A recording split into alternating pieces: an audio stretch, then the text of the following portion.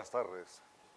Con la venia del señor decano, vamos a dar inicio a esta nueva sesión de Cátedra Perú, que como todos ustedes recuerdan, es el foro permanente de debate de la Universidad San Martín de Porres, de nuestra universidad, y nada más grato que hacer la 80ª sesión en esta ilustre facultad que nos acoge generosamente hoy día para tratar un tema que en realidad, para mayor precisión, debiera llamarse el caso del Frontón, la violación de la cosa juzgada constitucional.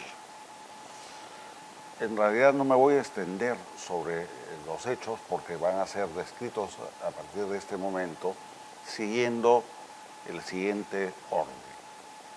En primer lugar tendremos las palabras del señor vicealmirante y ex vicepresidente constitucional de la República, el almirante Luis Gianpietri, quien no solamente es un alto jefe y oficial de la Marina de Guerra del Perú, sino que fue partícipe de los hechos ocurridos en el año 1986 en el develamiento de un motín provocado por los terroristas de Sendero Luminoso en la isla penal entonces del Frontón. El almirante nos podrá ayudar a contextualizar las circunstancias en que ocurrió y además el padecimiento que han sufrido en particular las fuerzas, en general las Fuerzas Armadas, pero en particular la Marina de Guerra del Perú, a partir del cumplimiento de su deber.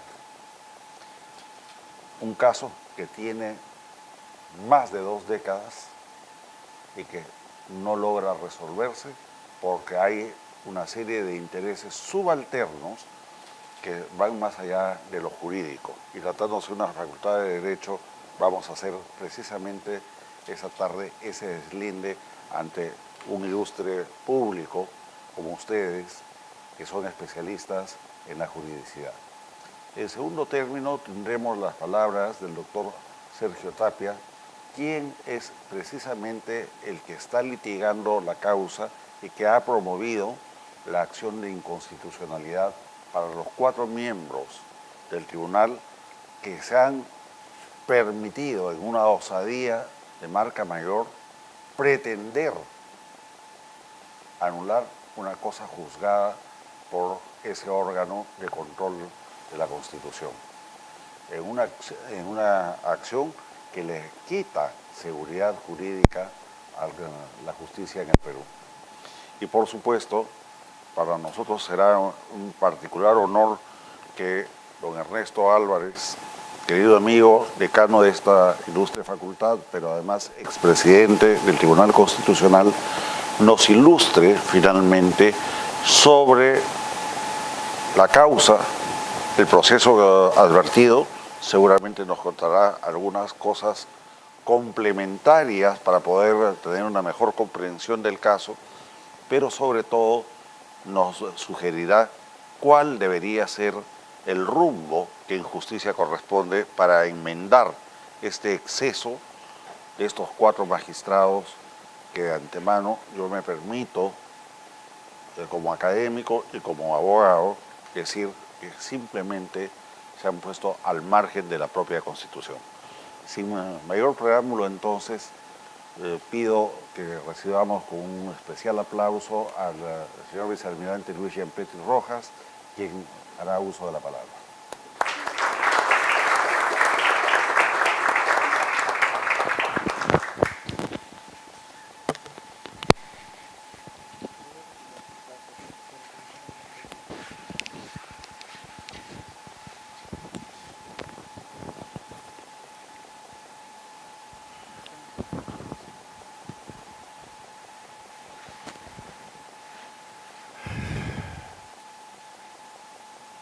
Esta es, creo que, una de las poquísimas veces que yo hablo sobre este tema. Quiero agradecer antes que nada la invitación del doctor Ernesto por su siempre predispuesta posición jurídica, la invitación de Hugo Guerra, a quien tengo un afecto muy especial y una amistad muy antigua, y a Sergio Tapia, quien ha sido un paladín durante todos estos años. Este proceso, largo proceso que hemos entrado en el año número 32, se inició de la forma más casual. Y permítanme que muchas cosas no las diga porque todavía no sabemos en qué va a terminar esto y tengo que guardarme algunos, no secretos, pero sí algunas referencias que podrían ser utilizadas en el juicio si es que en caso llegásemos a esa situación, que espero que no. Quiero adelantarles que yo no estoy enjuiciado, yo estoy como testigo en el caso y quiero explicarles más o menos cómo fue la forma en que la Marina se involucró en este tema. Durante los primeros años de la subversión, nosotros nos tropezamos con un enemigo, Sendero Luminoso, que tenía una forma muy distinta de trabajar a lo que habíamos visto nosotros en los manuales de otros países. Y lo principal de todo era que ellos actuaban mezclados con la población, se disfrazaban de pobladores y utilizaban todos los rangos de personas, no solamente niños, sino también adultos, campesinos, y también teníamos gente infiltrada en las Fuerzas Armadas que daban información. Para que una operación especial funcione tiene que haber tres cosas importantes: el sigilo, la sorpresa y la inteligencia, y ellos nos llevaban una enorme ventaja en ese sentido, puesto que a pesar de que se le vino advirtiendo desde el gobierno militar al presidente Belaúnde que se venía una ola de... Perdón, me olvidé de apagar este aparato. Que se venía una ola de atentados y que había la posibilidad de que esta gente pasase a la clandestinidad, pues no le hicieron caso. El presidente Belaúnde, la recobrada frase que la mayoría, bueno, la mayoría son jóvenes, veo mucha gente joven acá, pero también algunos ya un poquito, como dicen en Piura, más maltoncitos. Ello los tildó como abigeos, esa fue su expresión. El ministro de la Jara en ese momento dijo que eran abigeos y él se quedó con esa versión y ahí quedó el tema. Curiosamente estamos caminando por la misma senda hoy. Nadie quiere reconocer lo que está pasando, pero hay esta posibilidad de repetir y llegar a esa famosa frase de que la historia es un espejo en la que hay que mirarse de viejo, parece que ese espejo está roto y la gente no quiere mirarse en lo que está pasando. Nosotros como Marina teníamos una función que era impedir, y existía un plan para proteger la punta y las instalaciones de la Marina de posibles fugas de presos del frontón. El frontón se movía en una nebulosa en la cual nadie sabía exactamente qué era lo que pasaba. Hacía más o menos 3 años que no pasaban lista. Por eso no pueden puntualizar hasta este momento cuántos fueron los que murieron en esa operación, porque no existe una relación verificada del tema. Ellos tenían absoluta movilidad y es más, y lo tenemos como demostrar, habían hecho túneles, habían hecho un sótano debajo del esto, habían debilitado las paredes del edificio y mantenían ahí desde sangre, plasma, que los hemos encontrado nosotros y eso está totalmente certificado, hasta una imprenta con mimeógrafos abajo. Y encontramos ahí también, entre otras cosas, la representación dramática del asesinato del almirante Carlos Ponce Canessa, uno de los 3 almirantes que han sido asesinados por los subversivos, entre los 90 y tantos personas de Marina que habían sido muertas por esta gente, alevosamente la mayoría. Yo después, más adelante, tuve un oficial que era un oficial de disciplina que no tenía nada que ver con la subversión, fue a hacer un pago en la Municipalidad del Callao y le metieron un tiro en la cabeza y lo mataron, simplemente por demostrar y crear la contradicción. La contradicción es lo más importante para la subversión. Si no existe contradicción, no existe la subversión. Y la subversión hay que tener en claro la definición de la lengua española, que es el trastocar el orden legalmente establecido. No necesariamente tiene que ser un acto militar, puede ser otras formas de hacerla. Una mala noticia bancaria puede crear un caos en el país, o hacer como ha sido en Bolivia o en el Ecuador, que no ha habido un golpe militar ni un golpe de Estado, sino ha habido un golpe de masas que sacaron a un presidente, a Sánchez de Lozada y a Gutiérrez. O sea, la subversión tiene varios campos en los cuales se puede mover.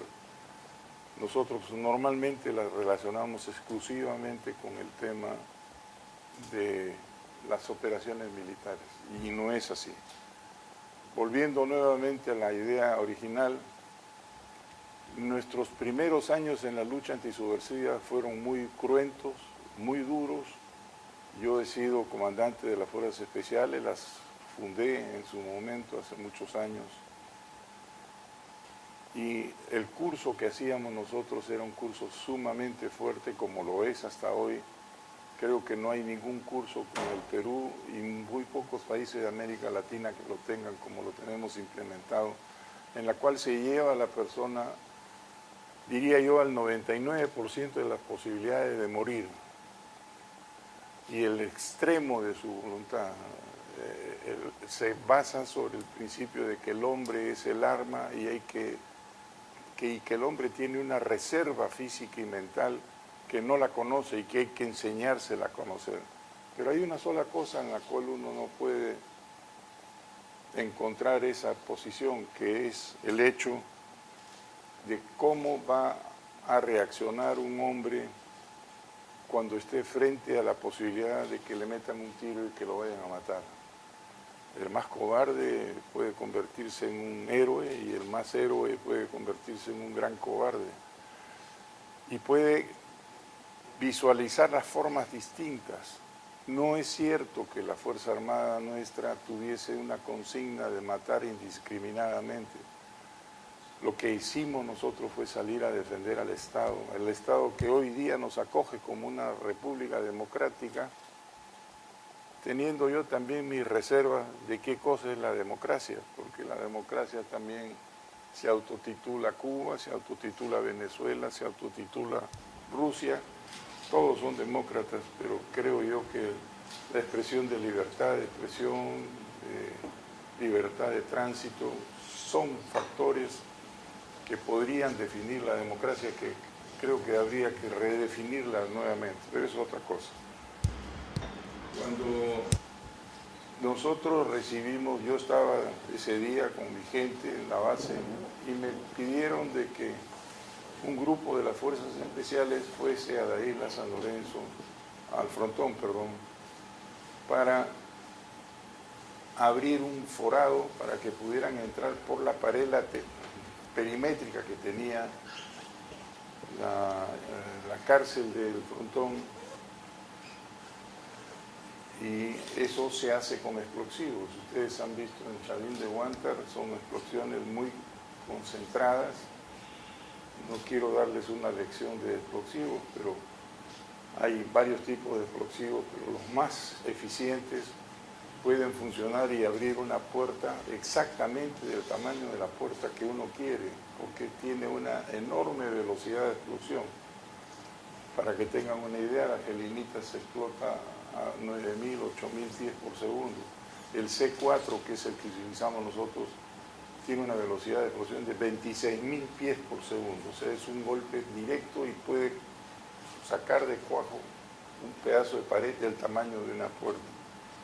Esa era la idea por la cual a nosotros se nos mandó allá. ¿Qué había pasado en la isla San Lorenzo? Se estaba realizando la Internacional Socialista, de la cual García, que es el blanco objetivo realmente al final de todo esto, estaba presidiendo esa reunión. No fue un acto simple ni casual, ya habían problemas llevando a la gente, las familias en las lanchas. Sabíamos de que ellos entraban a la isla presos y salían a operar. Tienen que ver las fotografías que tenemos nosotros de los túneles que hicieron hacia la playa. Hace unos años, los más viejos, nos acordamos de un día que Belaúnde quiso fugarse de la isla San Lorenzo y fue a una playita muy tranquila que hay al costado y ahí se embarcó. Bueno, ahí estaban la salida de los túneles. Una vez que estuvimos en esa zona, nosotros le dijimos al señor Mantilla, que era el que tenía a su cargo por el Ministerio del Interior la acción de develar esta función, de que no se podía hacer haciendo un hueco en el perímetro de esto, porque nos exponíamos entre el perímetro y el edificio donde estaban ellos, habían por lo menos unos 70 metros y teníamos al descubierto la posibilidad de que nos dispararan. En esa madrugada, no un penal, 3 penales. Y yo tengo aquí un libro, que no lo voy a mostrar, pero lo tengo acá, hecho por ellos, en la cual dice de que ya todos los aparatos ya están enterados del día y la hora de la acción. O sea, las 3 cárceles ya estaban coordinadas para hacer este movimiento. Habían 2 cárceles de varones y una de mujeres en Callao.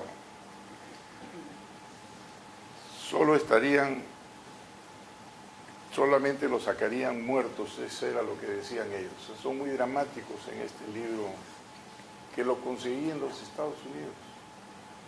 Un día yo estaba en Estados Unidos, bueno, encontré una librería que se llama Revolution y me metí a ver qué era, porque era media clandestina, y en esa librería vendían, dentro de otras cosas, el relato de lo que había pasado en el frontón visto por el lado de ellos. Sorpresivamente encontré que ellos habían almacenado mucha cantidad de explosivos. No me pregunten cómo llegó. Tenían agua, tenían plasma, tenían sangre y tenían una enfermería abajo, aparte de lo que eran explosivos. Para que ustedes tengan idea de cómo son estos explosivos, la gelinita y la dinamita, si están almacenados en lugares muy húmedos, producen una exudación.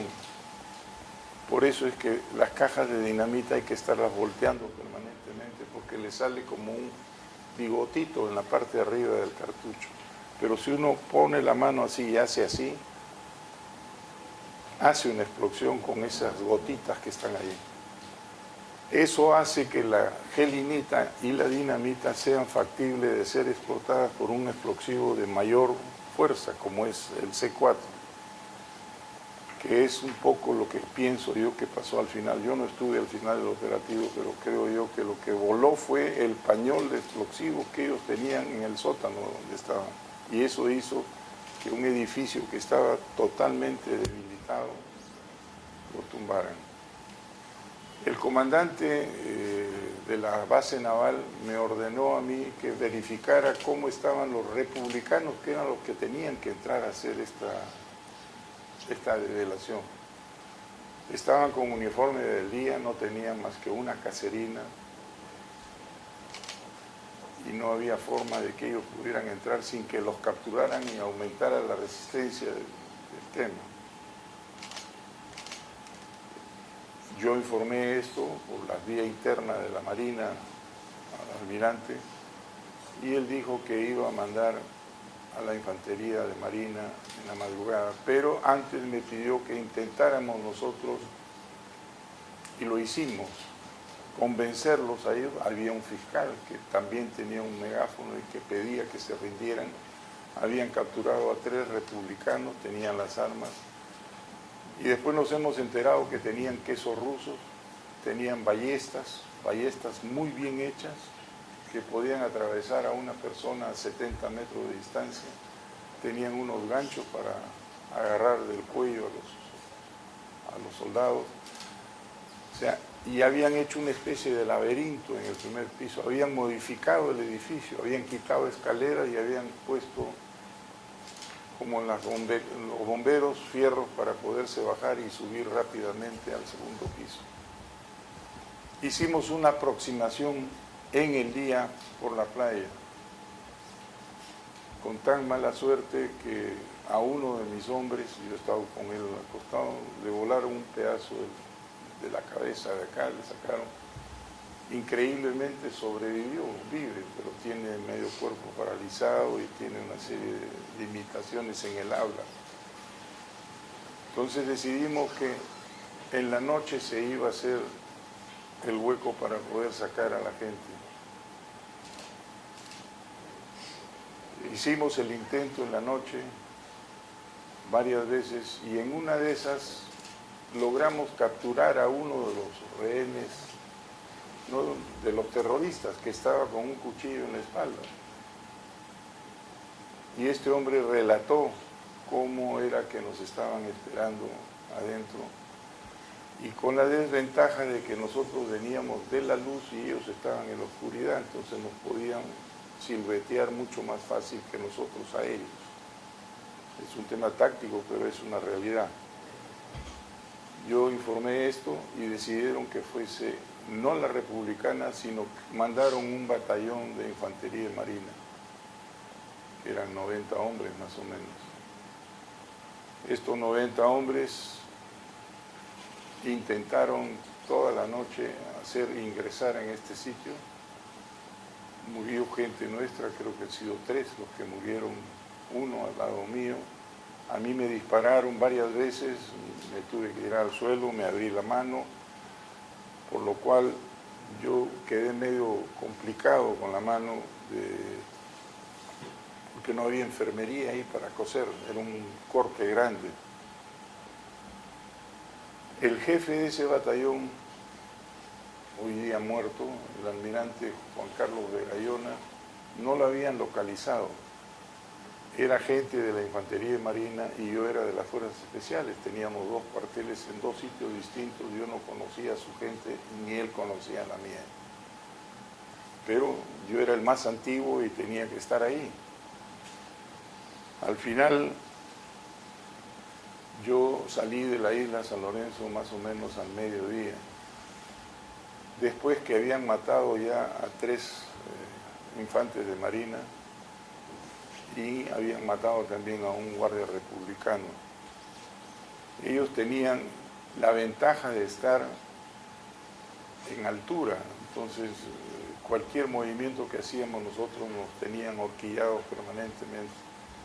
Y aquí en este libro he encontrado también alguna referencia, porque cuando yo ordeno en la madrugada hacer el primer ingreso, al primer hombre que se levanta le meten un tiro en el corazón preciso y ahí nomás lo dejaron.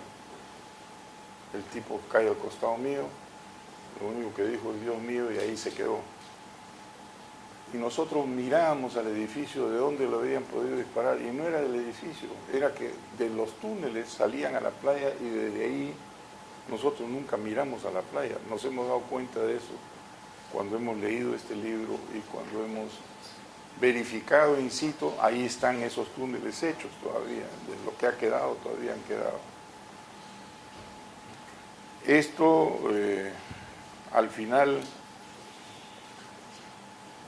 cuando yo he salido, se ponen en la tarde unas cargas que aparentemente, y esa es la explicación de ingeniería que nosotros logramos tener de por qué se vino abajo el edificio. Ya estaba debilitado por todas las innovaciones que le habían hecho. Se puso una carga que no era muy grande, aparentemente arriba de donde estaba el pañol de explosivos que ellos mantenían ahí. Y eso provocó lo que se llama una explosión por simpatía. Un explosivo grande hace explotar a un explosivo chico, con la diferencia de que, si bien es cierto el explosivo grande puede hacer áreas restringidas, el explosivo chico es muy expansivo por la poca velocidad de explotación. Lo que Sendero ponía acá en Lima era nitrato de amonio, que tiene aún menos velocidad, y por eso es que había tantas lunas rotas y se metía por todos los huecos y por todas las escaleras y rompía. Aquí esto hizo eso. El edificio se vino abajo, pero las columnas quedaron inclinadas hacia afuera, con lo cual se pudo demostrar después, aunque no lo han aceptado hasta ahora, de que la explosión fue dentro del edificio, donde no estaban los infantes. Cuando yo salgo, ya había tomado el control el almirante de Gallona, porque era el batallón de él el que estaba ahí. A él no lo habían localizado esa noche.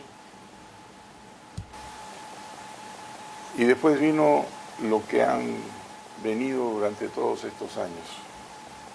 La Marina planteó una contienda de competencia, la ganamos, porque era una operación militar. García había declarado la zona en estado de emergencia. Y se hicieron todas las investigaciones y no encontraron culpabilidad en los marinos que habían participado en la parte final del operativo. Bueno, haciendo corta la historia, 6 veces se ha hecho eso mismo.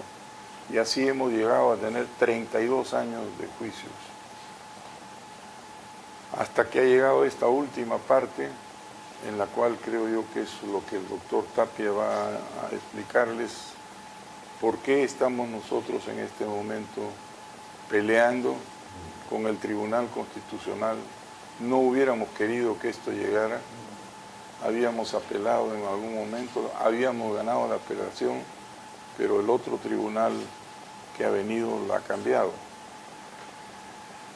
Esto es un capítulo muy doloroso. La prensa caviar ha sido sumamente dura con nosotros, y hay algunas ONGs de izquierda que han estado en contra de nosotros todo el tiempo. Todo el tiempo. Han llevado el caso, curiosamente, la Iglesia Católica, a través de la Comisión Episcopal de Acción Social, llevó el caso a Costa Rica. Y lo firmó el doctor Walter Albán Peralta, junto con el doctor Marcial Rubio, junto con el padre Magregor, junto con Alaisa Grundin, con Carlos Chipoco. Y allí comienza nuestra tragedia. La Corte Interamericana nunca declaró delito de lesa humanidad, nunca lo declararon. Pero aquí transformaron las leyes y han dado vuelta al tema, y han hecho de un tema que ya tendría que estar prescrito hace un larguísimo tiempo, porque en el peor de los casos hubiese sido un asesinato agravado. Pero a los 32 años ya tendría hace rato que haber prescrito, por lo menos a los 25, hasta donde yo entiendo. Pero no hay forma de terminar con esto. A lo que quiero yo, y no quiero dramatizar esto, si bien es cierto, nosotros hemos sido los autores. Silenciosamente nuestras familias han sido coautoras de este tema y de las consecuencias de este tema, porque han sufrido enormemente las acusaciones. Yo tengo un legajo de este tamaño del diario La República, en que me ha dicho de todo lo que ustedes se puedan imaginar. Yo tengo 76 años y tengo nietos de 18 años. No sé qué pensará mi nieto de quién era su abuelo cuando sale un titular de que era un genocida, o como el doctor Carlos Rivera Paz, que el otro día se ha dado el lujo de decir de que yo rematé a la gente con tiros en la cabeza al final, cuando yo no estaba en la isla en ese momento. Yo había sido evacuado en la mañana porque estaba herido. O sea, ese tipo de cosas las hemos tenido que soportar durante todo este tiempo. Y no pasa nada. O sea, la justicia a quienes hemos hecho el esfuerzo de luchar por el Perú, y no hablo yo solo, mis dos hijos también han estado en la zona de emergencia, y mis dos sobrinos, los hijos de mi hermana. Uno está ahorita en el BRAE. O sea, toda la familia nuestra está metido en este tema de defender la democracia. Y los únicos que no nos defienden son los demócratas de este país, porque a nadie le interesaba mucho este tema. Al final del camino, yo a veces en las noches cuando estoy solo, porque ya mi esposa falleció, me pregunto, ¿habrá valido la pena defender a mi país para tener el pago este que nos están dando? Creo que muchas veces digo que no, que si hubiera sabido cómo venía la ola, no me hubiera metido en el tema, porque realmente la indiferencia que ha existido en este país es total y absoluta. A la gente no le interesa. Hay tantos testimonios, no han podido probar en tantos años, no hemos hecho un juicio oral en que puedan probar lo que dicen que fue la masacre de Ocotón. No ha habido esa prueba, pero siguen prolongándolo y esto trae como consecuencia una serie de limitaciones para los pobres oficiales y personal que están metidos en esto, que son 33, que han sido los que los han acusado directamente. Tienen que firmar todos los meses de hace 32 años un cuaderno. No pueden salir de Lima si no es con autorización del juez y el fiscal. Acaban de suspenderle a todos la visa para viajar a los Estados Unidos porque están en un juicio. No tienen visa para Canadá también por lo mismo.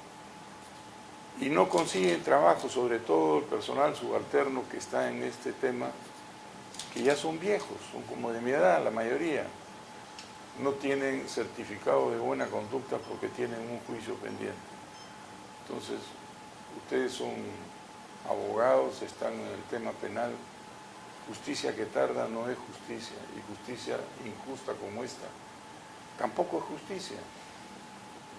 Hemos hecho todo lo que hemos podido. Gracias a Dios hemos tenido un hombre de mucha proyección como el doctor Tapia, que ha sido persistente, y él les va a relatar ya la parte legal de cómo es que ha manejado este caso. Yo no quiero entrar en eso para no cometer errores. No tenemos miedo al juicio, si es que algún día se da, porque tenemos muchos elementos para desvirtuar estas figuras que se han creado por la izquierda caviar en este país. Hay muchos documentos que certifican por ellos mismos qué cosa es lo que pasó acá. Pero lo que se hizo en ese momento no fue lo que dice que hubieron masacres y que tumbaron el edificio con la gente adentro. El edificio se vino abajo porque ellos tenían explosivos ahí. Es un poco la historia medio a saltos. Hay muchas cosas más que tendría que decir, pero me las guardo para si es que en caso en algún momento tengo que ir a sentarme nuevamente en un banquillo de los acusados, como he estado ya varias veces por este caso, por un tema de pedidos de la Marina también, que también nos declararon inocentes, y últimamente mi reestreno fue con el tema de Chavín de Huántar. Ahí estuvimos 7 veces, he estado declarando 7, 8 horas ante fiscales y procuradores, abogados.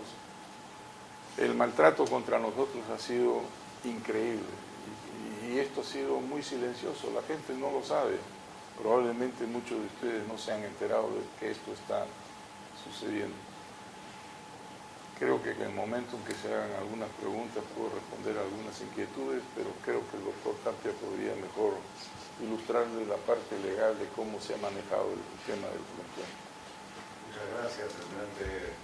Los hechos son de hace 31 años, 18 y 19 de junio de 1986.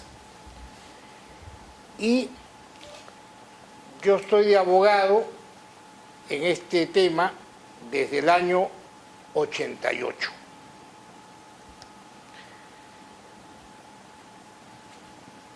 Inmediatamente de producidos los hechos, 18-19 de junio del 86, el fuero privativo militar, a través de la zona judicial de Marina, abrió proceso de oficio, como era costumbre en la legislación militar vigente en esa época. ¿Por qué? Porque se habían producido muertes de marinos, heridos graves de marinos, y además se había producido muerte de civiles a causa de acciones de la Marina. Por lo tanto, bajo las reglas del fuero militar, eso debía ser investigado. La primera investigación corrió a cargo de la propia estructura judicial de la Marina, que se llamaba Zona Judicial de Marina. Siendo de oficio, determinaron que había que sobreseer la causa por cuanto había habido un enfrentamiento, en los cuales se habían producido muertes de ambos lados y habían sobrevivientes de ambos lados también, porque no hay que confundir el caso Lurigancho con el caso del Frontón. En el caso del Frontón hay aún 34 personas que circulan por Lima o por el Perú que son sobrevivientes de los terroristas y que han dado testimonio, 29 de ellos, de que nunca vieron un exceso de fuerza ni ningún crimen de parte del personal naval. De los 34, 5 sostienen que sí, los otros 29 no vieron nada. Los 34 eran miembros del Partido Comunista Sendero Luminoso. El proceso, al ser sobreseído, subió de oficio a conocimiento del Consejo Supremo de Justicia Militar, que ya es una estructura militar para juzgar, en que participan los 3 institutos militares, Ejército, Marina, Aviación y la Policía. Ya no es reservado solamente con jueces o personal naval. Y ellos deciden declarar nulo todo el proceso anterior y rehacer de nuevo las investigaciones. Ante ese proceso, que se inicia en el año 88, es que me convocan de abogado para el almirante Giampietri y para nuestro recordado Juan Carlos Vega Llona, que fue asesinado en Bolivia, siendo agregado naval allí, justamente por una célula de Sendero Luminoso que fue a La Paz para asesinarlo, en venganza del asunto del Frontón. El juicio en el Consejo Supremo de Justicia Militar también acabó con sentencia de sobreseimiento.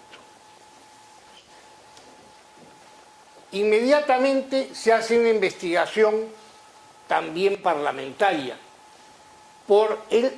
mixta, por el Senado y por la Cámara de Diputados, que funcionaban entonces. La comisión demoró en instalarse porque el presidente que fue designado, que fue de la oposición, no fue el partido aprista, que en ese momento dominaba en mayoría el Congreso, sino designaron para que lo presidiera un general que su candidatura había postulado por Izquierda Unida, que es el general Fernández Maldonado. Fernández Maldonado no quiso asumir la presidencia de esa comisión investigadora. La comisión estuvo acéfala un año y una comisión en el Congreso acéfala, no funciona, hasta que nombraron ya por consenso a otro de la oposición, que fue el doctor Rolando Ames, sociólogo de la Universidad Católica. Esta comisión investigadora, como toda comisión investigadora, tuvo diversos informes finales, por mayoría, por minoría simple, por minoría relativa, etc. Habían opiniones divergentes Pero lo que sí fue interesante destacar para fines del proceso judicial posterior es que el ingeniero perito que contrató esta comisión para hacer el análisis de los escombros en la isla era, si bien un ingeniero civil recibido en una universidad, no era colegiado. Tratándose de una investigación parlamentaria, podían darse esa licencia, pero un profesional no colegiado no puede ser perito ni puede funcionar su dictamen para que sea un peritaje aceptado judicialmente. Él fue el que más subrayó de que no había una estructura modificada del pabellón azul, como así se llamaba la zona donde vivían los terroristas en la isla. Imagínense que la isla estaba dividida por la mitad entre un cerro y una pared. La mitad de la izquierda pertenecía a la Republicana y la otra mitad a Sendero Luminoso. Nadie se metía en el territorio de uno ni de otro. Así funcionaba la cárcel. La comida se la hacían los presos mismos. Recibían $3 diarios de la Cruz Roja Internacional para comprar y cocinar sus alimentos. Tenía un acta firmada, con lo cual los familiares que tomaban una lancha en el terminal que hay en el muelle de la Plaza Grau, del muelle colonial, que hay que salían las lanchas de ahí, estaban prohibidos ser censados, es decir, ¿cómo se llama usted que quiere ir a la isla? Prohibido. Solamente le ponían un sello en la mano. Cuando regresaban, por supuesto, de 1 hora y media de tránsito de ida, 1 hora y media de tránsito de regreso en lancha, que le caen agua por todos lados, y de estar todo el día en la isla, los sellos casi ni se notaban, entonces valdría la pena. Prácticamente era un conteo. Fueron 100, regresaron 100. Fueron 120, regresaron 120. No sabían quién entraba a la isla ni quién salía. Y posiblemente habían canjes. En esa situación es que termina la comisión del Congreso, como digo, con varios informes contradictorios entre sí. Y de ahí, al cabo de 2 años, aparece en el año 1991 el primer caso frontón de 2 en la Corte Interamericana de Derechos Humanos, donde yo estuve en las 2 primeras etapas del caso participando.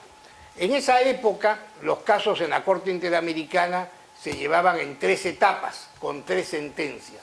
Cada caso recibía 3 sentencias. Primero, el Estado demandado podía formular excepciones preliminares y había una sentencia de excepciones. Segundo, entraban al asunto del fondo del tema y había una sentencia de fondo. Y una vez que el Estado ya estaba responsabilizado de alguna violación a los derechos humanos por algo, entonces habría una tercera etapa, que también terminaba en una tercera sentencia, que era la de reparaciones. O sea, si había un daño, había que repararlo. Ahora los procedimientos han cambiado, hay una sola sentencia que resuelve excepciones, materia de fondo y reparación, todo en una. Cambió la lógica de un procedimiento internacional clásico en tribunales internacionales. Entonces, este primer caso fue por 3 internos del frontón, los señores Neira Alegría y 2 hermanos, los hermanos del primer caso, los hermanos Zambrano Escobar. Este caso termina con una indemnización a las 2 familias, Neira Alegría y los hermanos Centeno Escobar, entonces una sola familia. Termina con indemnización y expresamente la Corte Interamericana no ordenó que se hiciera un proceso penal para investigación interna. Luego aparece otro nuevo caso en la Corte Interamericana y este nuevo caso es para Durán y Ugarte.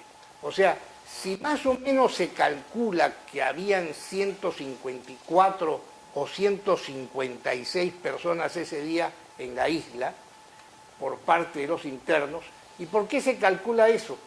Porque la Cruz Roja el día anterior había entregado los $3 para el almuerzo del día siguiente. Entonces de ahí calculan que como entregó tanta suma, más o menos salían entre 154 y 156. Pero no descargan a los internos que en ese día se los habían llevado al Poder Judicial para declarar en sus trámites judiciales. Entonces por eso es que no se sabe bien exactamente cuántos habían en la isla. Era un problema de que la cárcel no funcionaba como tal, como expliqué, de una isla dividida en dos. Acaba así el proceso y empieza el segundo proceso en la Corte Interamericana con respecto a dos. Entonces, en este caso la Corte Interamericana sí agrega la orden, la disposición, que como elemento de compensación a las familias se abra un proceso judicial por el caso Durán y por el caso Ugarte. Termina así el diseño de los 90 con los temas de la Corte Interamericana y empieza el diseño de los 2000, donde hay investigaciones en 3 fiscalías que se archivan. Solamente con las sentencias que había emitido la Corte Interamericana. Luego se produce la instalación de la Comisión de la Verdad. La Comisión de la Verdad hace llegar al almirante una invitación para la exposición, pero también le hace llegar a varios de los marinos que están procesados ahora invitación para que descarguen. Les dieron, tengo las cartas de la comisión, donde les dicen que a partir del 5.º día de recibida la carta tenían el derecho para ofrecer sus descargos. Tenemos las cartas certificadas por notario que fueron imposibles de entregar los descargos dentro de esos 5 días porque la Comisión de la Verdad ya había cerrado sus puertas. Y todo eso está archivado en el gran depósito de la Comisión de la Verdad que se custodia en la Defensoría del Pueblo. Entonces no pudieron ellos, los que están procesados ahora, poder argumentar frente a las páginas que la Comisión de la Verdad menciona que hubo en el frontón o que sucedió en el frontón, mencionando los nombres de estas personas.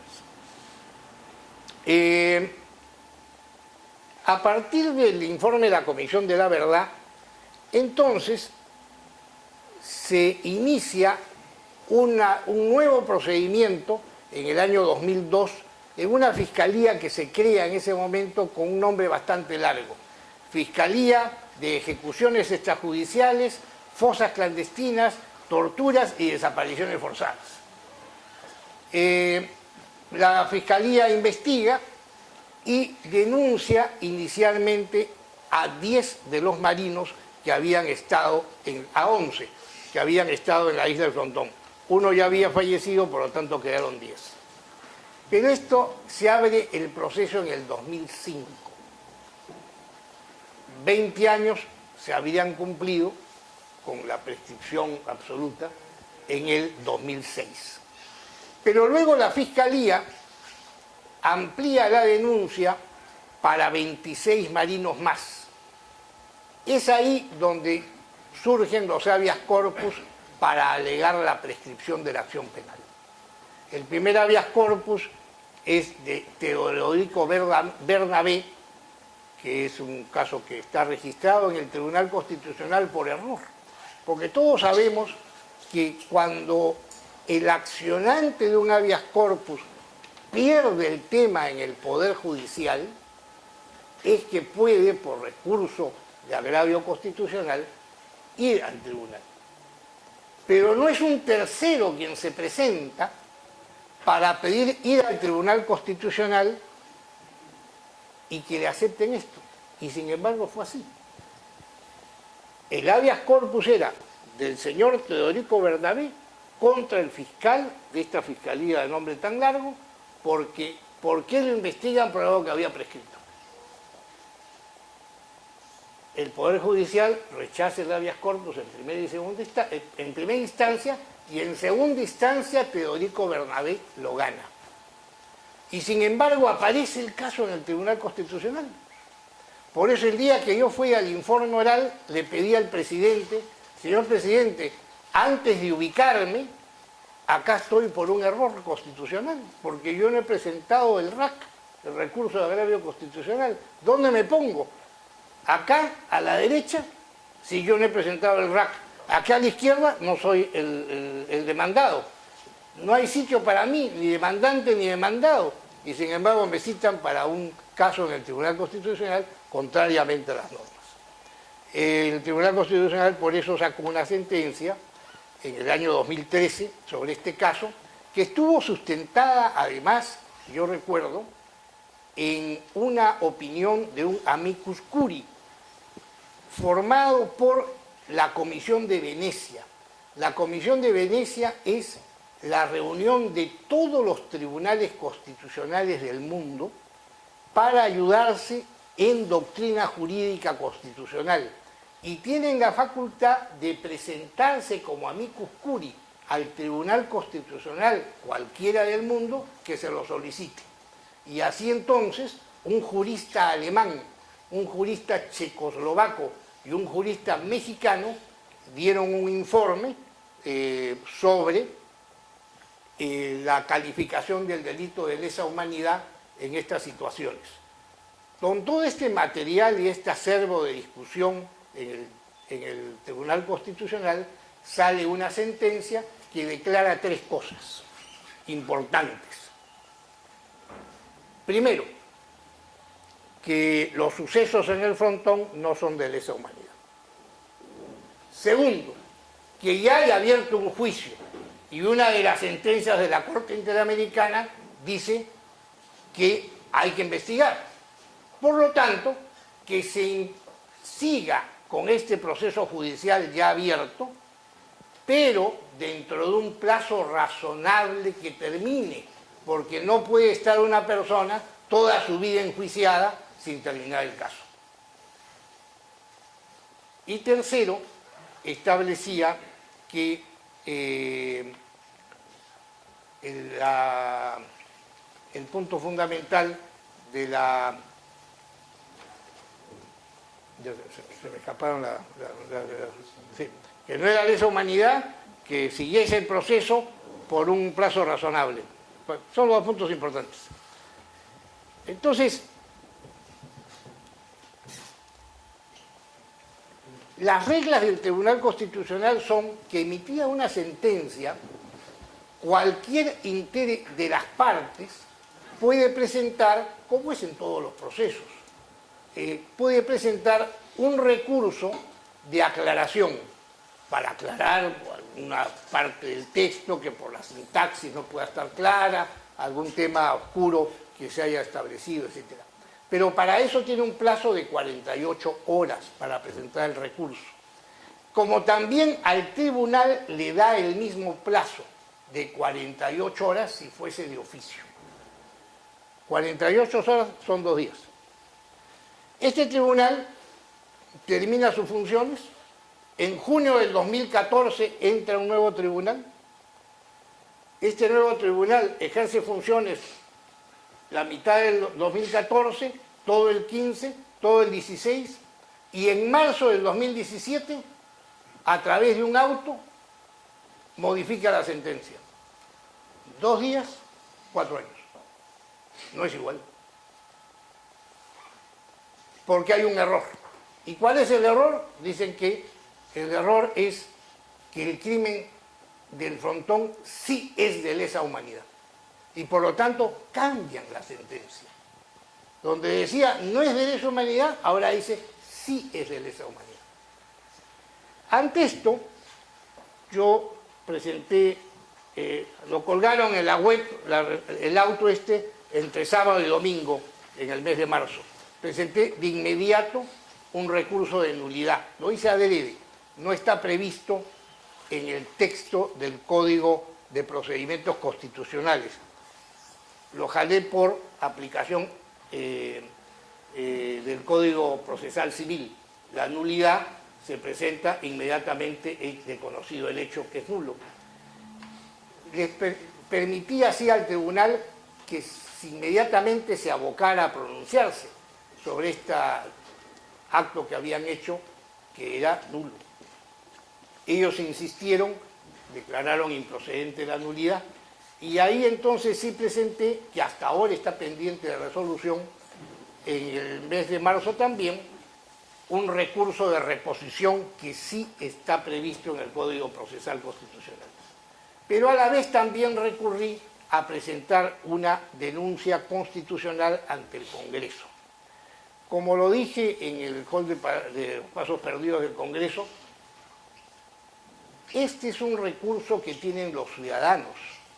Son los ciudadanos que pueden presentar ante una autoridad que quebranta la Constitución, pueden presentar un recurso, una denuncia constitucional. Está reservado este proceso para altas autoridades del Estado, para cabezas de organizaciones del Estado, el presidente de la República, los ministros, los miembros de la Corte Suprema, los miembros del Tribunal Constitucional, el fiscal de la Nación, los miembros del Jurado Nacional de Elecciones, etc. Las cabezas de las dependencias estatales fundamentales.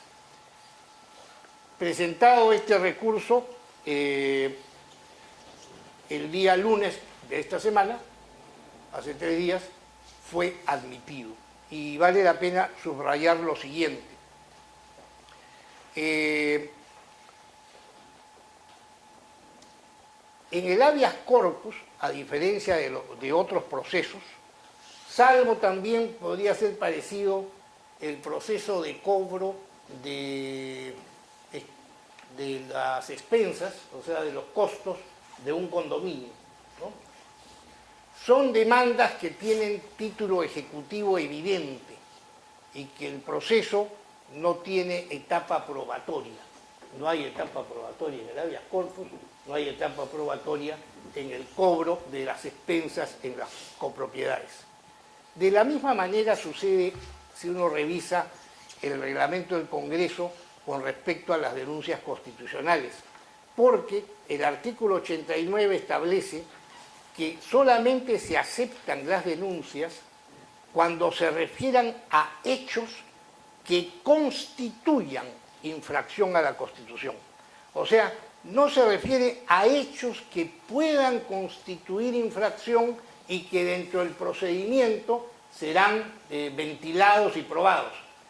¿Por qué? Porque la admisión a trámite de una denuncia constitucional ya recibe un dictamen de aceptación aprobatoria y de examen de estos requisitos. Por lo tanto, nosotros creemos frente a estas normas que la denuncia constitucional, al haber sido admitida, no me refiero a estadística, pero a ojos de buen cubero, el 95% de las denuncias constitucionales se rechazan. El Congreso no las acepta. Esta la ha aceptado, otras las acepta también, algunas otras.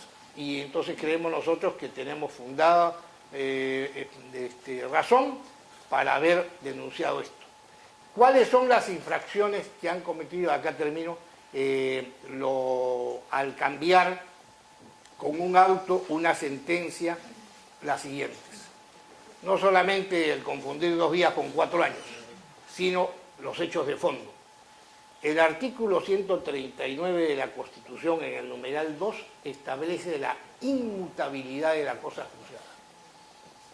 El Tribunal Constitucional ni ningún órgano del Estado, por garantía constitucional expresa, puede cambiar, modificar, no respetar la cosa juzgada.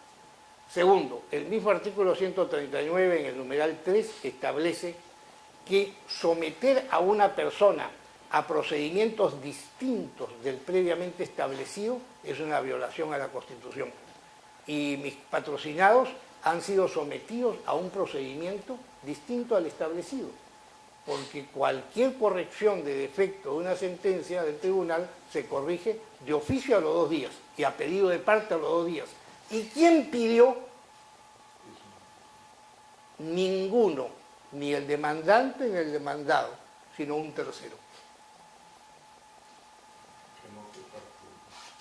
Tercera quebrantamiento de la Constitución, el artículo 139 dice en el numeral 13, revivir procesos fenecidos con resolución ejecutoriada.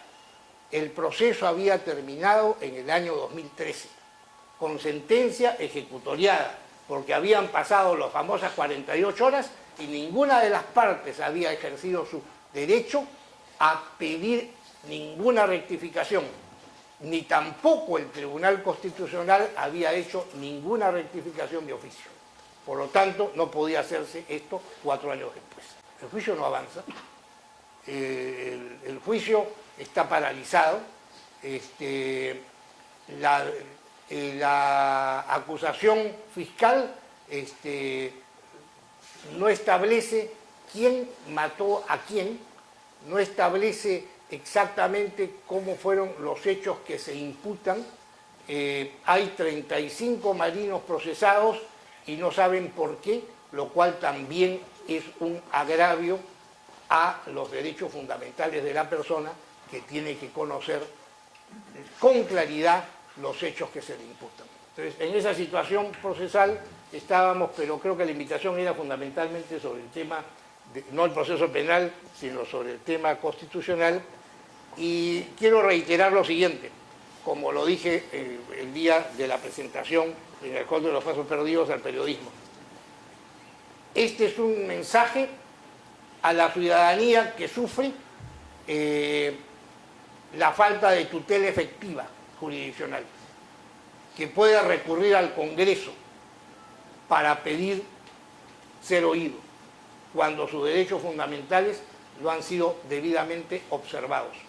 Y también a la comunidad jurídica del Perú, de que usar el recurso que no es político, porque es un recurso establecido dentro de los artículos 139, que establece los derechos y deberes de la Administración de Justicia. Por lo tanto, creemos que nosotros hemos tenido que recurrir a una institución como es el Congreso, que va a tener que establecer una decisión con respecto a lo que nosotros creemos que para mis patrocinados no ha funcionado correctamente la Administración de Justicia en el país. Y en segundo lugar, no es que hayan dicho que el error material sea, en lugar de decir Luis, dice Luisa, o en lugar de Gianpietri puede decir Gianpietri. Ese no es el error material. El error material es el fallo de uno de los jueces. Interpretan el fallo del doctor Vergara Botelli como que fuese otro fallo, y él lo ha ratificado después en un documento que lo presenta el doctor Urbiola, en el que dice que se ratifica en su juicio a favor de la primera sentencia. Eso quería yo agregar. Hecha la presentación del caso, con las precisiones que acaba de mencionar el almirante Gianpietri, simplemente añadiré lo siguiente, a manera de reflexión. La Coordinadora Nacional de Derechos Humanos, lo mismo que el Instituto de Defensa Legal, son, para contextualizar, dos entidades, dos ONG, que en relación al proceso político peruano declararon no hace mucho que respaldaron la candidatura de Ollanta Humala a sabiendas de que el caso de Madre Mía no estaba realmente sobreseído y que había duda razonable sobre la sentencia, pero que preferían apostar por un eventual asesino antes que conducir su opinión en respaldo del proceso democrático. La segunda contribución para que ustedes conozcan el contexto es que la acción de inconstitucionalidad ha sido respaldada por más de 11.000 firmas, muchas de las cuales no solamente son de la familia militar y policial, sino por civiles que han adherido, con lo cual prácticamente estamos ya no solo frente a una acción de inconstitucionalidad, sino casi a una acción popular. Es por eso que en el caso del Congreso ha sido acogida y para mayor abundamiento no ha sido la mayoría oficialista la que presentara y sustentara el caso para su aprobación en el Pleno, sino que ha sido nada menos que el señor Pedro Laechea, quien es actualmente ministro de Estado. Entonces, esto para tener todos los elementos de juicio. Pero hechas solamente estas pequeñas contribuciones, creo que es la hora de prestar especialísima atención a los comentarios y sobre todo al diagnóstico integral del problema de la violación de una sentencia constitucional de parte del doctor Ernesto Álvarez, nuestro decano y expresidente del tribunal. Por favor. Repetir lo ya dicho, salvo que sea necesario para el análisis. Los hechos son 3 penales en forma simultánea, justo en la fecha de la Internacional Socialista, de forma tal que hay un ataque deliberado por parte de los terroristas a la sociedad para delegitimar el Estado de Derecho en el Perú. Esencialmente, ustedes saben que la violencia, el terrorista la emplea con fines políticos. Aquí no se distingue bien, pero aquí lo que vamos a puntualizar es que en el caso de Durán y Ugarte, la Corte, lamentablemente, el Estado peruano tuvo una situación de indefensión, era el gobierno de Toledo, si mal no recuerdo, Olivera era el ministro de Justicia, y la expresa directiva de que se allane el Estado peruano y no contradiga lo que las ONGs de izquierda señalaban ante la Comisión y luego ante la Corte, con la idea de al final terminar acusando a Alan García como responsable principal de lo que ya los medios de comunicación consideraban la matanza del Frontón. De forma tal de que la Corte, al analizar los hechos presentados por una de las partes, establece de que hay un uso desproporcionado de la fuerza, porque aparentemente los internos se pudieron haber rendido con el megáfono del fiscal y que los marinos y los republicanos no debieron haber entrado porque en realidad, de acuerdo a los testimonios de las ONGs, ya estaban por rendirse, ya estaban por entregar, no las armas de fuego, porque nunca lo reconocieron ni ante la Corte, sino por entregar las lanzas que supuestamente constituían su único armamento. Entonces, todo parte de, como muchos otros casos ante la Corte perdidos por el Perú, parte de una decisión política de perderlos, ¿sí? Y de no argumentar nada en absoluto a favor del Estado peruano. El mandato de la Corte, que dicho de paso no entra en el fondo del asunto de carácter penal, el mandato de la Corte es que se investigue y se procese en el caso de hallar responsables, siguiendo la doctrina de los derechos humanos. Muy bien. De forma tal que a partir de ese mandato hay una primera sentencia del Tribunal Constitucional, que es el que ya el doctor Tapia ha mencionado, el famoso caso Teodorico Bernabé. Es un caso básicamente procesal, de procedimiento, no de fondo, porque es obvio que no puede presentar el recurso de agravio ante un caso donde se ha estimado el habeas corpus, o sea, se ha favorecido al accionante del habeas corpus, y mucho menos alguien de fuera, un tercero, que fue el IDL. Ahora ustedes dirán, ¿y por qué lo menciona el doctor Álvarez?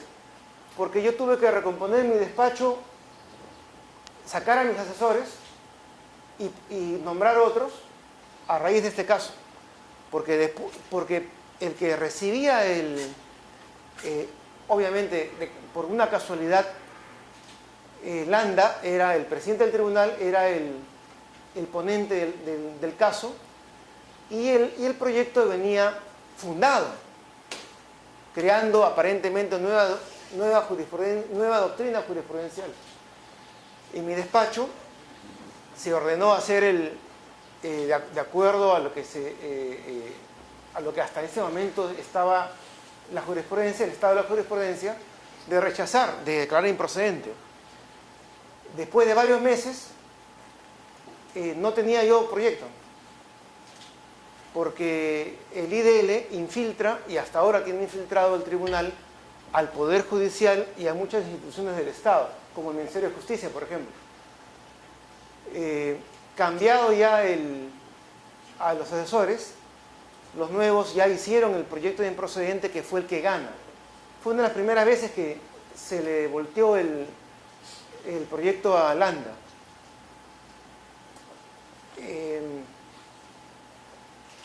La segunda vez que llega al tribunal, este caso, el caso Frontón, ya es en el 2013 con motivo del caso del 2011, ¿no es cierto? Este recurso de agravio tiene también su historia en la parte penal, que ya sería muy odioso seguirle, pero yo quería mencionar que el juez penal ya establece de que no hay lesa humanidad. Uno de los grandes problemas en el Tribunal Constitucional es de que los asesores mismos señalan de que la lesa humanidad compete al juez penal señalarla, que exista o no exista, no al juez constitucional. Y tienen toda la razón, ¿cierto?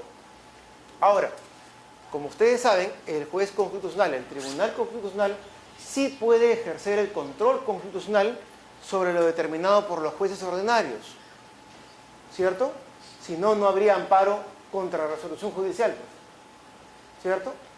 Ni habría amparo en materia penal contra lo resuelto por la sala penal por ejemplo, violar el debido proceso.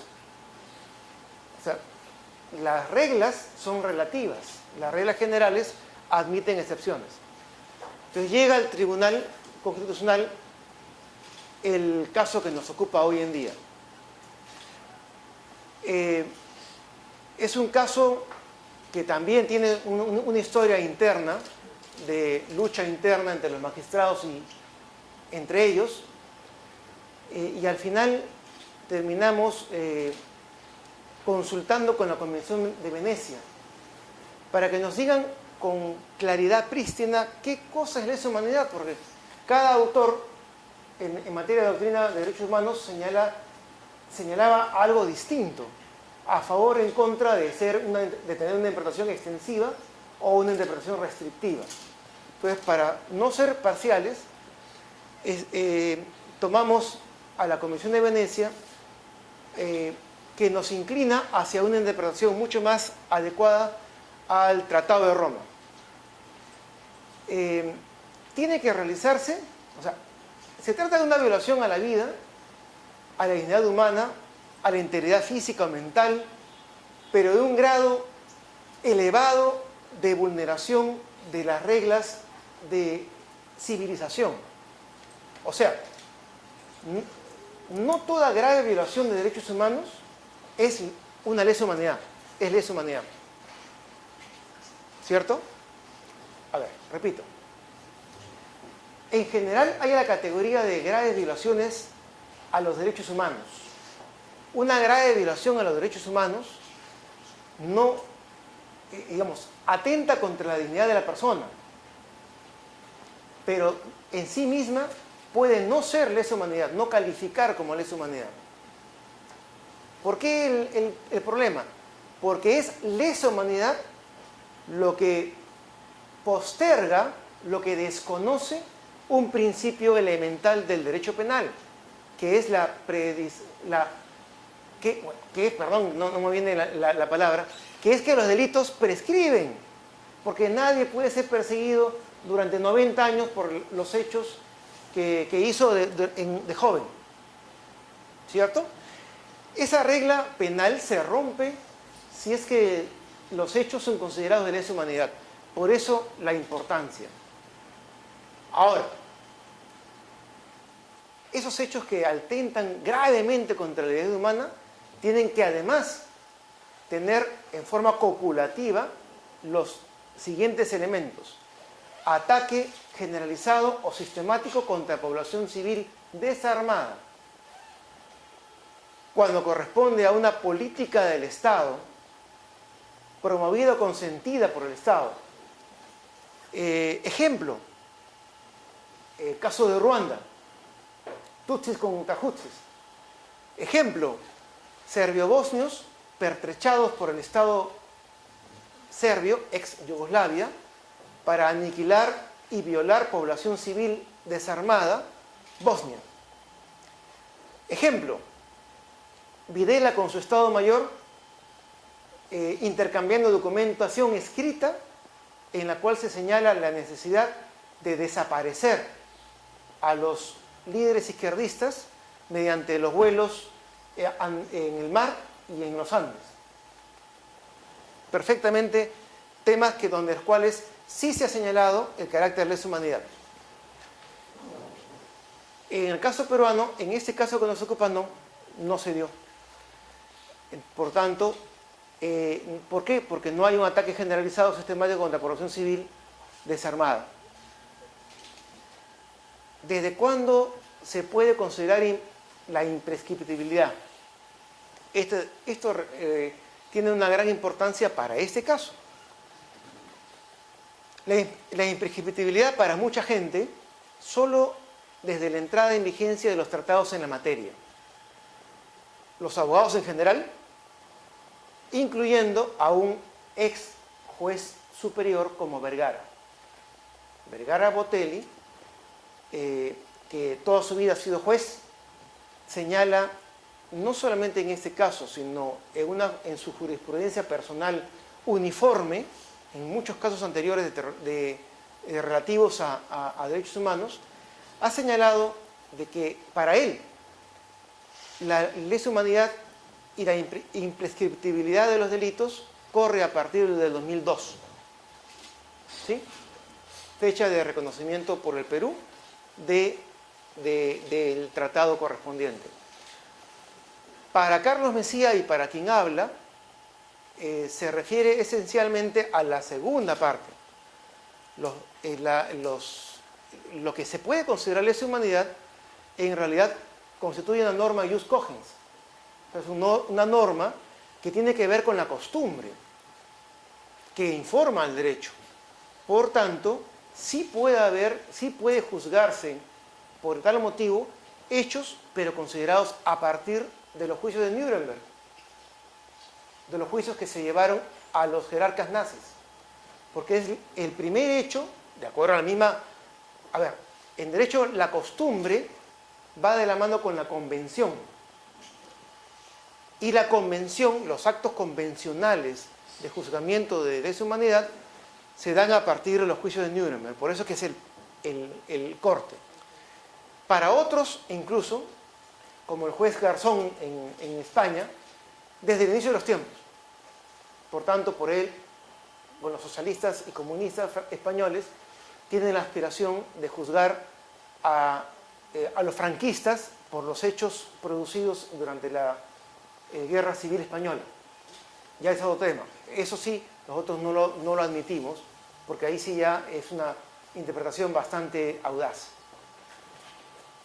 Así las cosas, ya se van dando cuenta de que el magistrado Vergara, ex juez superior de la Corte Civil de Lima, es una persona que no va de la mano con la doctrina de los derechos humanos.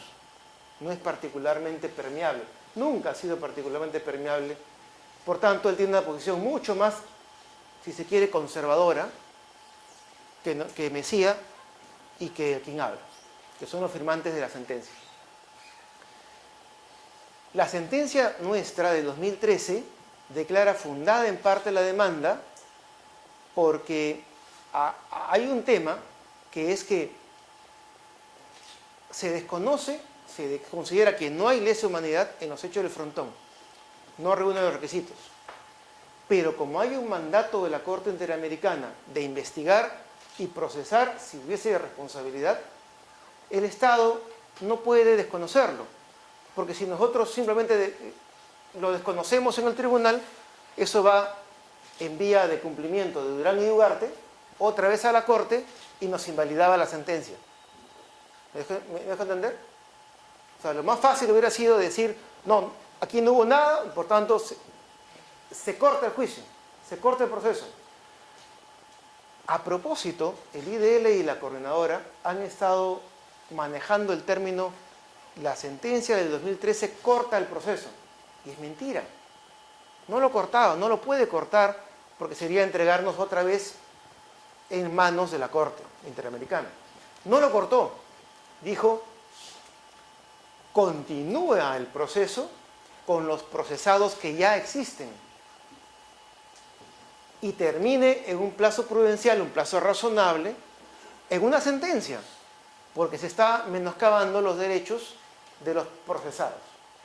¿Sí? Ese es el estado de la cuestión en 2013. ¿Viola los derechos humanos? No. ¿Ponía en una situación de expectativa a la Corte Interamericana? No. Alejaba el caso de la Corte y lo ubicaba donde debe ser tratado, en la sala penal correspondiente. ¿Se prestaba para seguir persiguiendo al almirante Gianpietri y a Alan García? No se prestaba la sentencia de 2013. A los activistas de derechos humanos, a los profesionales de derechos humanos, ¿les importa la verdad, los derechos humanos? Y hemos visto en la práctica este año prodigioso, no, porque el presidente de la Coordinadora de Derechos Humanos ha salido en una entrevista pública a reconocer de que ellos promovieron la candidatura de Ollanta sabiendo de que había un gran porcentaje de que era el capitán Carlos, porque ante todo se debe ubicar su labor en un contexto político y no solamente jurídico, lo que equivale a decir de que hoy en adelante los profesionales de los derechos humanos actúan en función política. Y esto es lo que ha habido, y eso yo lo he vivido en mi despacho y en el tribunal. Lo que quieren es la cabeza de Alan García, esencialmente. Esa es la fundamentación básicamente de 2013, de la sentencia de 2013.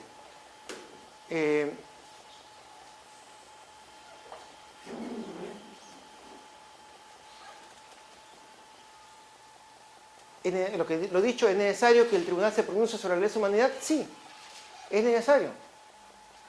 El juez penal se pronunció de que no era lesa. La sala se pronuncia que sí era lesa. Llega en el recurso de agravio al tribunal y acá el fondo del tema es si es lesa o no es lesa. El tribunal sería muy cobarde de decir nosotros no vamos a pronunciarnos, que otro sea el que se pronuncie. No, o sea, al pleno que yo integré se puede considerar con todos los adjetivos que ustedes quieran, pero nunca hemos sido cobardes. Siempre hemos puesto la cara. Por tanto, dijimos que no había lesa. con la consecuencia, repito, la consecuencia de la sentencia de 2013 era muy clara. La sala penal continúa investigando y procesando. ¿A quiénes? Al grupo de marinos que supuestamente habrían participado en los actos contra los derechos humanos. ¿Tiene consecuencia política? No, pero sí tiene consecuencia de verdad jurídica, de protección a los derechos humanos. Si hubo actos contra los derechos humanos, ellos tienen que responder. Y si ellos delatan a otras personas, si del proceso se desprende la necesidad de acusar a otras personas, obviamente se tiene que abrir. O sea, no había ninguna vulneración de derechos humanos. Lo que no había es instrumento para procesar a Alan García. ¿Qué pasa en el 2017? Hay un magistrado, que todos ustedes saben quién es, que es el ponente de la causa, que tiene una gran relación, una relación estrecha con el IDL. Y él es el que promueve el proyecto de un auto. Este auto va a decir que lo que es día no es noche. ¿En qué sentido? Aprovechan un recurso presentado a destiempo, fuera del plazo del Código Procesal Constitucional, por el procurador, por el IDL y la coordinadora, para pronunciarse en torno al aparente error material de la sentencia de 2013. Si ustedes, antes de irse del tribunal, sabían de que existía este escrito, ¿por qué no se pronunciaron? Ha habido un artículo justamente de un periodista. La imposibilidad de hacerlo. Algo parecido a por qué no nos pronunciamos en torno a los recursos presentados en torno al caso de la Católica, al caso Puc, por la imposibilidad de hacerlo. ¿Qué pasó? Era por todos conocido de que el fundamento de voto de Vergara tenía un párrafo, tenía medio párrafo, mejor dicho, 2 líneas, que se prestaba a una interpretación ambigua. Y eso se lo hicimos ver al mismo Vergara, se lo hicimos ver a sus asesores, y Vergara, ante la insistencia de resolver el tema y dejar zanjado, entrega el proyecto a su amigo Juan Monroy. Ustedes saben que Vergara y Juan Monroy son los autores del Código Procesal Civil y son los responsables de que sea uno de los códigos más enrevesados que existe en materia civil en la historia de la República.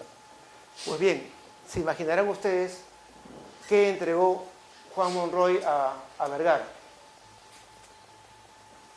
Los asesores y magistrados lo leímos y dijimos: esto no sirve, esto es peor de lo que hemos entrado. Lo que queremos es que encaje en la sentencia todas las líneas para que no se preste en el futuro a una mala interpretación.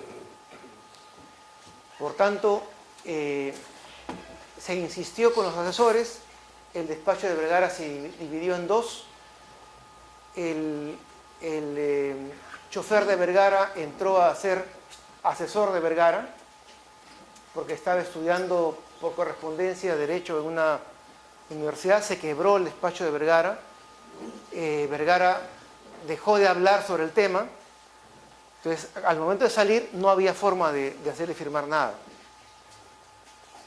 Así fueron las cosas. Ahora, muy bien, no lo resolvieron el recurso del IDL, pero al final de cuentas, ¿qué fue lo de Vergara? Vergara, ustedes saben, era partidario de la lesa humanidad a partir del 2002. No comulga con teorías de derechos humanos. Aquí tengo el tema más claro de Vergara.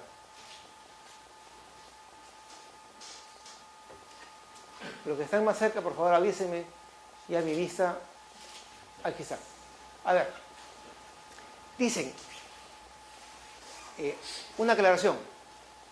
Cuando yo estoy en contra del proyecto de mayoría, o sea, el proyecto que va a ser sentencia, hago un voto singular y establezco las razones por las cuales yo no firmo la sentencia. ¿Cierto?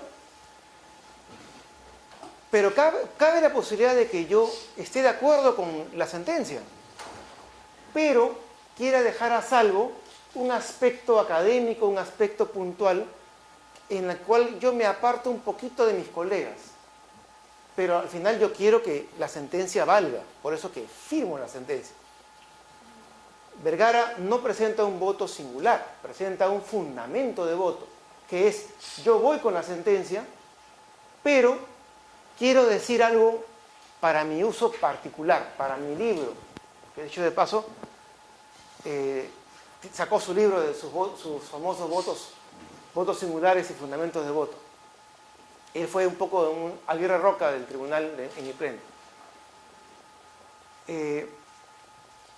Hay una frase, el magistrado Vergara Botelli fue explícito en señalar que no estaba de acuerdo con lo finalmente incorporado en el fundamento 68 y en el punto 1 de la parte resolutiva de la sentencia, a través de lo cual se declaraba la nulidad de la autoapertura de instrucción por calificar los hechos en materia del proceso penal constitutivos como de crimen de lesa humanidad.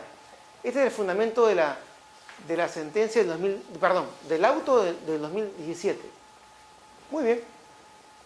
Si ustedes leen el fundamento de voto íntegro de Vergara, ustedes ven que la reticencia contra la sentencia es justamente lo que él señala en su jurisprudencia personal uniforme. Lesa Humanidad es a partir del 2002. Siempre discutió con nosotros ese tema. El fundamento de Vergara, si ustedes leen, en todas partes está a favor de la aplicación de la parte resolutiva de la sentencia del 2013. La mención en la imprescriptibilidad de los crímenes de guerra y los crímenes de lesa humanidad precisamente reconocen la imprescriptibilidad, etc. Esas son párrafos del fundamento de voto de Vergara. Entonces dígame, él, al contrario, él más que nosotros, que Mejía y Álvarez, está de acuerdo con que el frontón no es lesa humanidad. Está clarísimo. Se ha descontextualizado precisamente su punto de vista para instrumentalizarlo. Él firma la sentencia principal y presenta el fundamento de voto, que recoge su pensamiento de siempre. Ahora bien, él, por motivos de edad y de salud, ya no puede declarar. Ya no está, ni siquiera contesta el teléfono. Su hija es la que contesta el teléfono y prácticamente exonera al padre de cualquier entrevista, de cualquier visita. Ni siquiera se lo puede grabar en un celular para poder tomar su dicho. Ya está bastante anciano. No obstante, cabe recordar de que en una de las tantas discusiones tenidas en los plenos administrativos en el tribunal, queda patentado su punto de vista en un acta que ha sido también incorporada en el pedido de rectificación prácticamente del actual tribunal. El magistrado indicó que en un plazo de 2 días emitirá su opinión. Recuerdan que estábamos pidiéndole, oye, da tu opinión para resolver este recurso presentado por Videla, ¿no es cierto? Ya. Se le daba los plazos, perfecto. Pero en el acta indica que en un plazo de 2 días emitirá su opinión. Al respecto adelantó que no encontraba justificado el pedido de nulidad formulado por el Procurador Público Especializado Supranacional, que es el que acompaña al IDL. Esta acta, los magistrados la firmamos todos, la firmamos al margen. Son actas oficiales. Entonces, por si no fuera suficiente la sentencia, la firma de Vergara en la misma sentencia del 2013, está el acta firmada por él, donde establece de que él no se aparta del fondo del asunto y que no encuentra justificado el pedido de aclaración, el pedido de para mayor corroboración. En minoría, los votos singulares de minoría de la sentencia del 2017 señalan lo mismo que estamos diciendo ahora. Urbiola, que votó en contra nuestro en 2013, en 2017 vota en contra de la sentencia esta última. Porque es aberrante, perdón, del auto, no es sentencia. Porque es aberrante. O sea, a un magistrado, a un ex magistrado le están haciendo hablar después que ya no es magistrado. Le están haciendo decir justamente lo que no cree. Es como que a mí me hagan, ustedes me hagan decir, cuando ya cae mi decanato, años después, el decano Álvarez era partidario de la ideología de género. Por favor, no me vayan a desnaturalizar así. Es lo mismo. Vergara era el más radical en contra de lesa humanidad y al final le terminan desnaturalizando su punto de vista. Eso lo señala Urbiola, ¿no es cierto? Él, que ha trabajado con Urbiola, ha trabajado con nosotros, dice, es inimaginable suponer que desconocía cuando no debía firmar una sentencia o emitir un voto singular. Un juez del Poder Judicial que a los 80 años es nombrado magistrado del tribunal y que en términos de procesal, de derecho procesal, sentaba cátedra con nosotros, que éramos prácticamente sus muchachos en materia procesal. Sardón y Blume, presidente actual de la Asociación Peruana de Derecho Constitucional, asegura que calificar la firma de Vergara Gotelli en la sentencia como error material es distorsionar el sentido de su opinión, desnaturalizar el proceso, el concepto de distorsionación y resquebrajar el respeto que debiéramos procesar por nuestro ex colega. O sea, es una barbaridad. ¿Qué infracciones? Para terminar. En principio, afectación al principio básico de cosa juzgada. Ustedes son conocedores del tema del caso Casinos y Tragamonedas. No hay cosa juzgada si es que la sentencia que supuestamente la produce no está de acuerdo, no es acorde con los valores y principios de la Constitución. Pues bien, si ustedes leen la sentencia de 2013, es plenamente acorde y coherente con los principios y valores constitucionales, por cuanto no corta proceso, no genera impunidad, al contrario, siguiendo el mandato de la Corte Interamericana, ordena que continúe el proceso y se expida pronta sentencia.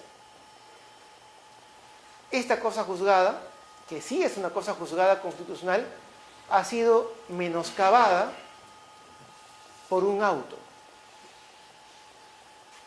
Una sentencia que genera cosa juzgada no puede ser desnaturalizada por un auto. Solo una sentencia puede modificar una cosa juzgada y en función a un conjunto de requisitos que la jurisprudencia señala. ¿Se ha cometido prevaricato? Posiblemente en cuanto al no cumplimiento de los plazos establecidos por el Código Procesal Constitucional. Por tanto, de alguna manera, a mi juicio, por lo menos el ponente de la causa tiene que explicar por qué ha hecho un proyecto de auto y se los ha hecho firmar a sus colegas. Posiblemente confiados en la condición de profesor universitario del ponente, han estampado su firma, pero alguna respuesta tendrá que dar al Congreso. El 8 de septiembre va a dar inicio al juicio oral en la Sala Penal Nacional. ¿Esto iba a poder hacerse con la sentencia de 2013? Sí, por supuesto. Ese era el mandato de la Corte y era el mandato del tribunal. El tema es que ahora sí pueden pedir o pueden comprender a Alan García, que es el tema que está detrás de todo esto. Alan García y al almirante Giampietri, por supuesto. Para terminar, sepan ustedes que en todos los casos, en el siglo XX y en el siglo XXI, salvo Alemania y salvo Italia, en los cuales el Estado ha develado una sublevación terrorista, todos los casos han sido judicializados por ONGs protectoras profesionales en derechos humanos. O sea, no hay ningún caso en Latinoamérica que un Estado se haya defendido, que no haya terminado teniendo que responder y teniendo muchas veces que indemnizar a los sublevados terroristas.